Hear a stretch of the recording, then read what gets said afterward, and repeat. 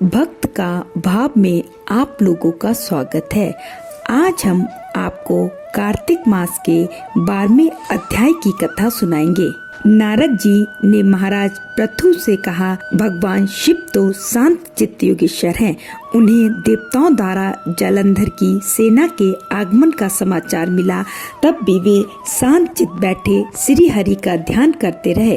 हे राजन, भगवान शिव अजात शत्रु हैं। उनके लिए देवताओं और राक्षसों में कोई अंतर नहीं। जालंधर सेना सहित कैलाश की ओर बढ़ रहा था, जिससे देवताओं में भय व्याप्त हो रहा था। भगवान शिव ने जब उनकी यह दशा देखी तो उन्होंने इस समस्या से देवताओं को मुक्त करने का मन बना लिया और मन ही मन भगवान विष्णु का आवाहन किया। लीलाधारी भगवान विष्णु तुरंत ही वहां प्रकट हो गए। तब भगवान शिव ने कहा, हे नारायण, आपने देवताओं को त्रास देने वाले दैत्य को जीवित क्यों छोड़ दिया? इतना ही नहीं, आप स्वयं लक्ष्मी जी और अपने गणों सहित उसके घर में जाकर विराजमान हो गए। आखिर इसका कारण क्या है? तब भगवान विष्णु बोले, हे महादेव, यह महादैत्य आपके अंश से उत्पन्न हुआ है और लक्ष्मी जी का भाई भी है। दूसरी ओर ब्रह्मा जी का वरदान भी है कि इसकी मृत्यु आपके ही हाथों होगी। इसी कारण हमने उसे नहीं मारा है। अस्तु, यह महादैत्य आपके हाथों ही मारा जाएगा। भगवान विष्णु की बात सुनकर भोलेनाथ बोले, यह महादैत्य हमसे भी ऐसे ही नहीं मारा जाएगा। अतः हे पीताम्बर, इसे मारने के लिए आप हमें अपना तेज देने की कृपा करें। शिव की इच्छा अनुसार पहले भगवान विष्णु ने उन्हें अपना तेज प्रदान किया। तत्पश्चात सभी देवताओं ने उन्हें अपने अपने तेज प्रदान किए। तब महादेव सभी तेजों को एकत्रित कर उसे ज्वाला माली, सुदर्शन चक्र और एक वज्र बनाकर जालंधर से युद्ध करने को तैयार हो गए। उनकी भूत गणों की सेना के साथ देव सेना भी मिल गई। तब जालंधर और उसकी सेना के साथ भगवान शिव का घोर संग्राम आरंभ हो गया। इस संग्राम से पूरा ब्रह्मांड कंपायमान हो उठा। संग्राम में जितने भी दैत्य मारे जा रहे थे, दैत्य गुरु शुक्राचार्य उन्हें अपनी संजीवनी विद्या से जीवित करते जा रहे थे। यह देखकर शिवगण भागकर भगवान शिव के पास गए और उन्हें सारा वृत्तांत कह सुनाया। तब भगवान शिव ने तत्काल अपने मुख से कंदरा के समान मुख वाली एक विकराल कन्या उत्पन्न की।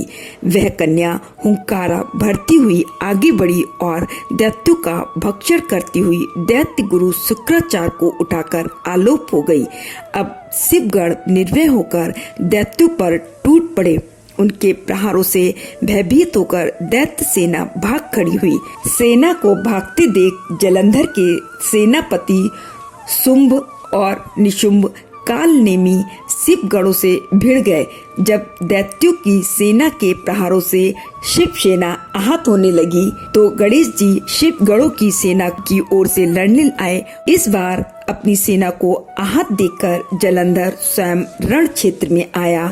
उधर शिव गणों की सेना में से शिव के प्रमुख वीरभद्र भी सामने आ गए। वीरभद्र ने जालंधर पर अनेक प्रहार किए, जिससे क्रुद्ध होकर जालंधर ने भयंकर बाण वर्षा करके देव सेना में भगदड़ मचा दी।